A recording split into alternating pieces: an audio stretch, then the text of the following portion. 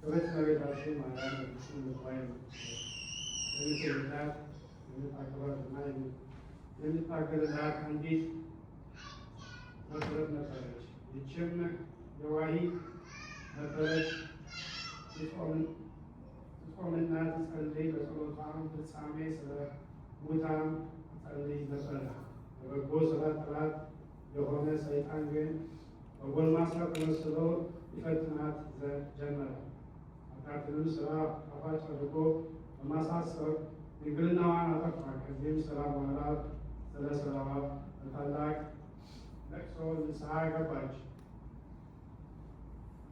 መምህረ ንስሐዋም እንደሚገባ ቀኖና ሰጣት። ከዚህም በኋላ ይቺ መበለት ቄሱ የሰጣትን ቀኖናዋን ሳትፈጽም አረፈች፣ ወደ ሲኦልም ወረደች። ከጥቂት ቀንም በኋላ ለእመምኔቷ በሕልሟ ታየቻት። በእሳት ውስጥ ሳለው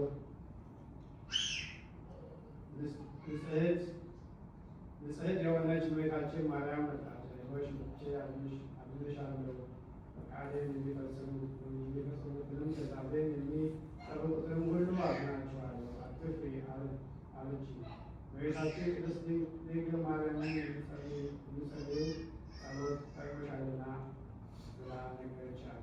ደወል ሲደወል እመምኔቷ በነቃች ጊዜ መነኮሳይቱን ሁሉ ይሰበሰቡ ዘንድ አዘዘች። ያቺ መበለትም እንደታየቻት ነገራቸው። ቅድስት ድንግል እመቤታችን ማርያምን በጥንቃቄ ሁለት በፍጹም ልባቸው ያገለግሏት ዘንድ አዘዘቻቸው። ልመናዋ በረከቷ ከእኛ ጋር ወላዲተ አምላክ